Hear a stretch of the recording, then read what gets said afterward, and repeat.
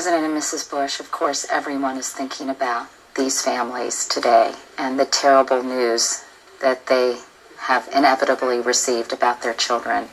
You just met with some of the families. How was that meeting? How were you able to offer some comfort? I cried when they wanted to cry. I hugged when they wanted to hug.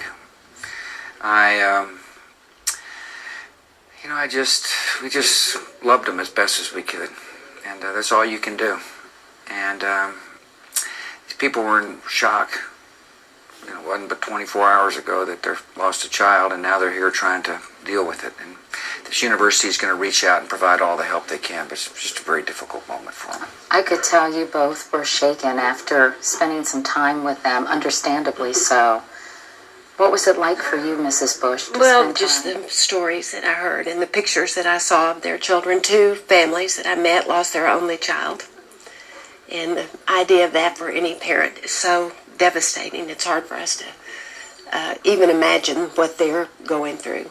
But I hope people, and I know people will, especially from the Virginia Tech community, but from everywhere, reach out to these families. And it'll remind all of us to reassure our own loved ones. And I know that a lot of kids in school will be afraid, especially younger children. And so I encourage parents and counselors and teachers to reassure children. During the service today, a man behind you, President Bush, collapsed. Yeah. And I assumed he was grief-stricken. He was. He and his wife had lost their only daughter. And when we walked in, they were incredibly emotional. I mean, the whole moment had come upon them again. And at one point I heard some rustling and turned around, and he had gone completely gray. And I think it was just the result of the emotion, the stress. He hadn't hydrated. And fortunately, though, it was just a temporary pass out. And then we saw him later. Spirits were somewhat revived, but nothing's going to heal his heart. I mean, he and his wife were really fine people. Just really sad. President Bush, yesterday you said schools should be places of safety and sanctuary and learning. And last year, after that horrific shooting at that Amish school in Lancaster, Pennsylvania, I know that you participated in a forum to see if more could be done to prevent violence in our schools. Has anything changed? Has anything been accomplished in the last year to make our students safer?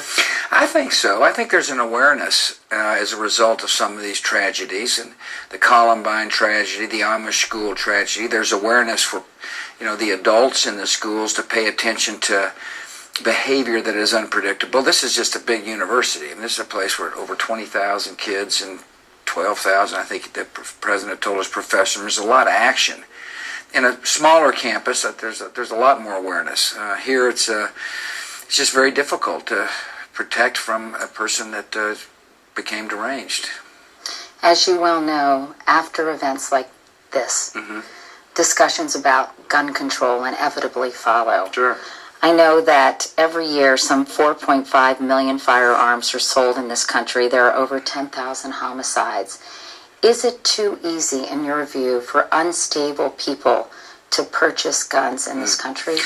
On the gun control debate, and there's inevitably going to be a debate, as there should be after an incident like this, I think now, my own view is that I haven't had time to reflect, nor do I know all the facts on what took place. I do know now's the time to help heal these hearts, and there's ample time for the debates that follow.